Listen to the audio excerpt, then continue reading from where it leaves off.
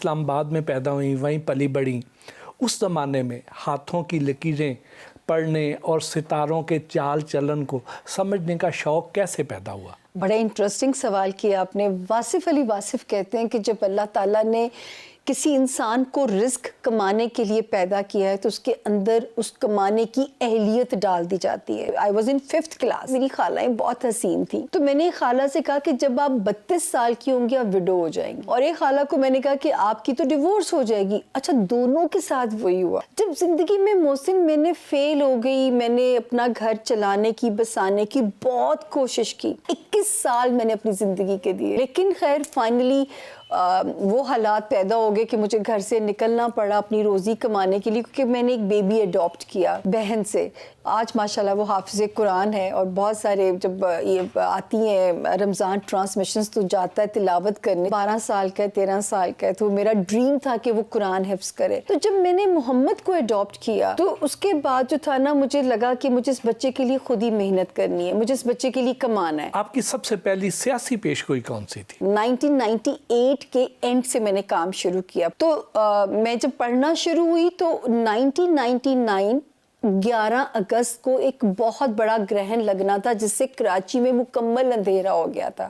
اس وقت نواز شریف صاحب کی ہیوی مینڈیٹ کی گورنمنٹ تھی، اور میرے پاس ان کے ایک منسٹر آتے تھے، وہ منسٹر پھنسے ہوئے تھے نیب کے کیسز میں، تو میں نے انہیں کہا آپ کیسز کی فکر کر رہے ہیں، آپ کی تو گورنمنٹ جانے والی ہے۔ وہ کہتے ہیں آپ کیسی باتیں کر رہی ہیں سامیہ جی، اور پھر وہ میں نے سین اپنی آنکھوں سے دیکھا۔ جس سیاسی پیشگوئی کی میں بات کر رہا ہوں، اس وقت تو پرائیویٹ ٹی وی چینلز بھی نہیں تھے، سوشل میڈیا بھی نہیں تھا، تو آپ نے کس پلیٹ فارم پہ وہ پیشگوئی کی تھی؟ ویسے آج تک نا یہ سوال کسی نے نہیں کیا، لیکن آپ نے کیا باریک سوال کیا ہے۔ اس وقت سر میرے انٹرویوز شروع ہو گئے تھے اخباروں میں، انٹرویو دیتے ہوئے کہا کہ اس سال 11 اگست کا جو ایکلپس ہے اس گورنمنٹ کو اڑا دے گا۔ وہ جو منسٹر تھے فائق جمالی ان کا نام تھا، ظفر اللہ جمالی کے جو بھتیجے تھے، وہ میرے پاس آئے تھے۔ اب 2019 26 دسمبر جب سارے میرے پینلسٹ کو روشن پاکستان نظر آتا تھا، پاکستان ریکارڈ ترقی کرے گا، پاکستان یہ کرے گا، اب اس وقت بھی میں نے اسی گرہن کو بیس بنایا جو کہ 1999 میں لگا اور ملک کا یہ حال ہوا۔ آپ نے عمران خان کے بارے میں بھی پیشگوئی کی تھی کہ 2020 میں وہ خود نظام کو لپیٹ دیں گے، لیکن 2020 کا خاتمہ تو بالخیر ہوا۔ عمران خان صاحب کے بارے میں ہمیشہ کہتی تھی کہ یہ کنگ میکر بنے، کنگ نہ بنے۔ 21 میں بھی وہ صورتحال تھی، اور وہی صورتحال 2022 کے اندر بھی ہے، کنٹینیوٹی چل رہے ہیں۔ تو میں ابھی بھی کہوں گی کہ مجھے تو اس ملک میں ایک نئے نظام کی خبر ستارہ دیتا ہے، میں غلط بھی ہو سکتی ہوں، لیکن یہ ایک دن بتائیں گے۔ 3 باری ایسا وقت آیا ہوگا جب خان صاحب یا تو خود فیصلے کی پوزیشن میں آگے ہوں گے کہ سب کچھ کوئٹ کر دیں، قبر کے اندر کا حال مردہ جانتا ہے، وہ میں نہیں بتا سکتی، وہ خان صاحب اسی دن بتائیں گے جس دن کوئی کتاب لکھیں گے۔ ستاروں کا پوشیدہ علم کوئی جرنلسٹ نہیں بتا سکتا۔ اسی طرح جو سیاسی تبصرے ہیں یہ ایک اسٹرولوجر کے بس کی بات نہیں ہے، لیکن آپ اپنی سیاسی پیشگوئیوں کی وجہ سے میڈیا میں خاصی مقبول ہیں۔ اچھا، میں اس میں نا تجزیہ نہیں ڈالتی، تو سر میں تو لاجک کی بات کرتی ہوں، دلیل کی بات کرتی ہوں۔ اگر جتنی پیشگوئیاں میں ابھی بھی دے رہی ہوں تو میں دلیل کی اس کے بیس کے اوپر ہی دے رہی ہوں۔ ہاں وہ غلط بھی ہو سکتی ہے، میں نے پہلے ہی کہتی ہوں کہ 70 to 75% یہ گائیڈ لائن ہے۔ میری بہت ساری فیمس پریڈکشنز ہیں۔ اب میرا دل چاہتا ہے کہ میں ریٹائر ہوں تو میں کتاب لکھوں، لیکن رب کی دی ہوئی عزت ہے، وہی اس کو قائم رکھ سکتے ہیں۔ ستاروں کی چال دیکھ کر سیاسی پیشگوئیاں کرنے کے لیے کرنٹ افیئر سے اپ ڈیٹڈ رہنا کتنا ضروری سمجھتی ہیں؟ میں یہاں یہ کہنا چاہوں گی سر کہ میرے گھر میں نیوز چینلز بند ہیں، میں کوئی تجزیے نہیں سنتی، بخدا میں وہ برداشت ہی نہیں میرا دل کر پاتا، میرا تجزیوں کے ساتھ کوئی تعلق نہیں ہے، پرومس بائی گاڈ۔ جب آپ ستاروں کی چال دیکھ کر سیاسی پیشگوئیاں کرتی ہیں، کیا وہ سن کر سیاستدان آپ سے ناراض ہو جاتے ہوں گے؟ اچھا، ویسے یہ مجھے ڈر رہتا تھا۔ دیکھیں مشرف صاحب کا دور گزرا، زرداری صاحب ایک اپنے اندر ایک الگ ڈکٹیٹر تھے، نواز شریف صاحب۔ میرا خیال ہے سر اگر آپ حق کے راستے پہ چل رہے ہیں نا، میری بھی انویسٹیگیشن ہوئی ہوگی کہ میری پاس کوئی چڑیا نہیں ہے، میرے پاس کوئی مخبر نہیں ہے، ڈائریکشن ہی بتا سکتی ہوں نا۔ اب جیسے اس سال اب نواز شریف صاحب کی سڑستی ختم ہوئی ہے، تو اب ہم ان کو کہہ سکتے ہیں کہ اگر آپ واپسی کا رسک لینا چاہتے ہیں تو لے لیجئے، کہ تھوڑی بہت سختی کے بعد آپ کی معافی ہو جانی ہے۔ عمران خان صاحب पोशीदा उलूम में दिलचस्पी भी रखते हैं और उन पर यकीन भी रखते हैं। बिल्कुल जी, बिल्कुल। तो उनकी तरफ से कभी आपके साथ कोई राब्ता किया गया या नहीं?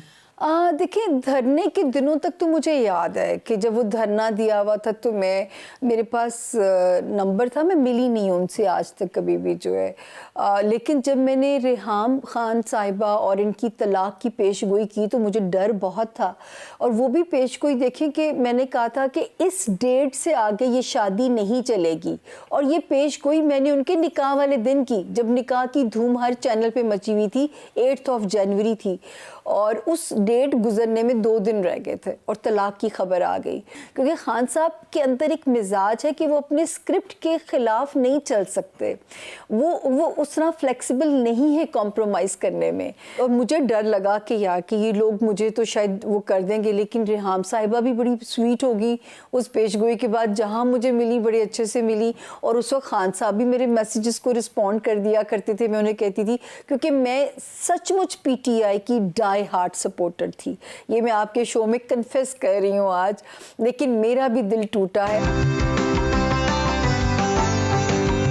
सामिया खान ने पिज़्ज़ा, रोल्स, समोसे, बारबेक्यू, दही भल्ले और फ्रेश जूस से तवाज़ो की। सामिया खान से दिलचस्प गुफ्तगू का सिलसिला जारी रहा। वैसे तो आपके क्लाइंट्स में पाकिस्तान की शोबिज़ और पॉलिटिकल एलीट भी शामिल है।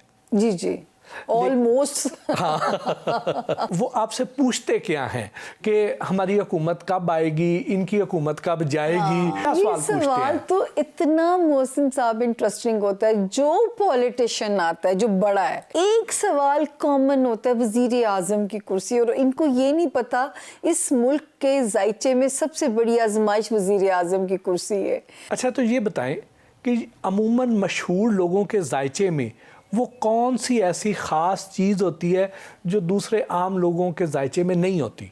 एक और इंटरेस्टिंग सवाल किया आपने। जब मैं सियासी तौर पे जो कामयाब लोग जिनको हर हाल में सियासत कबूल कर लेती है या वो सियासी तौर पे इस्तेमाल किए जाते हैं, जिनके जायचे में सेट्रन सितारा ज़ोहल वेल प्लेस्ड होता है, बाज़ के सितारे में एग्जॉल्टेड होता है, तो मैं उनको वहाँ से पढ़ती हूँ कि आपको सियासत रास है।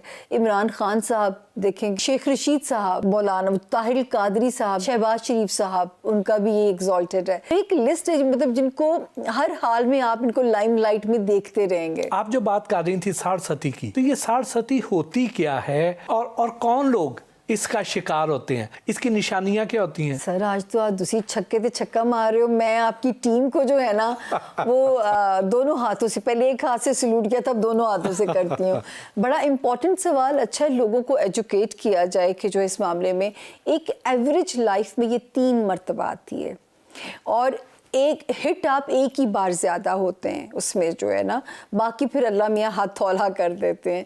इसका जिक्र कुरान पाक में भी मौजूद है, हज़रत याकूब वाले वाक़े के अंदर मौजूद है। ज़ोहल आपके जायचे के, जब आप बॉर्न डेस्टिनी लेके पैदा हुए, 12वें घर में जाता है तो वहाँ से इसका असर आप पे शुरू हो जाता है। जैसे पाइसिस को इस वक्त सन की सरसती लगी हुई है, तो पाइसिस का 2021 बहुत डिफ़िकल्ट ईयर था, लेकिन ये 2.5 साल क़याम करता है तारा। 2.5 साल, पहले 2.5 साल बहुत सख्त होते हैं, दूसरे 2.5 साल आपके रिश्तों के इम्तिहान शुरू कर देता है, और आखिरी 2.5 साल में आपकी माल की आजमाइश लेता है, फिर ये निकल जाता है। आप नवाज शरीफ साहब को देख लें, इतना बड़ा एम्पायर जिस आदमी का हो और वो अपनी साख ना बचा सके, सिर्फ सरसती के कारनामे थे।